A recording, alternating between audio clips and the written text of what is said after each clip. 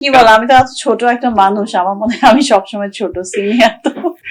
এটা সেদিনের কথা আমার মনে হয় যে আমি আসছি, ছবি করছি, কি হচ্ছে না হচ্ছে সিনেমা পলিটিক্স বা কার সঙ্গে কিরকম বিহেভ করতে হবে, কি করতে হবে, মানে মনে হয় যেন আমি বুঝতামই না।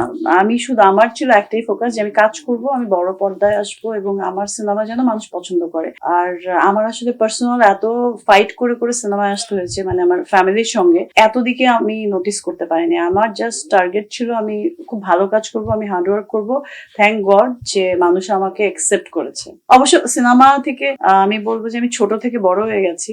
সেই কবে আসছি লেখাপড়ার পাশাপাশি সিনেমা করতে করতে এখন মোটামুটি একটু একটু বুঝি আর কি। আরো অনেক কিছু বোঝার বাকি আছে, আর অনেক কাজ করার বাকি আছে। আমি তো আসলে কাজ মানে ফিল্মের আগে থেকে মিডিয়াতে কাজ করি, লাবলু ভাইয়ের সঙ্গে কাজ করেছি, বিবি আপার সঙ্গে কাজ করেছি, ফরিদি আঙ্কেলের সঙ্গে কাজ করার আমার সৌভাগ্য হয়েছে।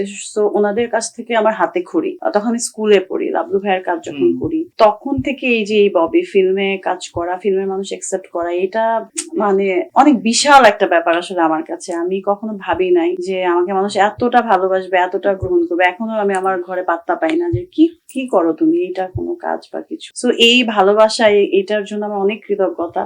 আর আমি এই কাজটা না করলে আমি কি করবো আমি আসলে জানি না। এত বছর পেরিয়ে গেছে, বারবার আমার কানে বলা হচ্ছে, কিন্তু আমি যখন 1 বছর গ্যাপ, মানে আমার ছবি একটা রিলিজ হচ্ছে না বা কিছু সময় মানুষ যদি আমাকে না দেখে, আমাকে কিন্তু ফেসবুকের থ্রুতে হোক বা আদারওয়াইজ হোক সবাই দেখি না কেন, আসে না কেন, এইটার জন্য আমি কৃতজ্ঞ যে মানুষ এখন বোর হয় নাই, আমাকে দেখতে চায়, নতুন নতুন ভাবে চায় যে আমাকে দেখুক। সো আমি এটাই চাইবো যে আমি যেন তাদের এই এক্সপেকটেশনটা ফুলফিল করতে পারি।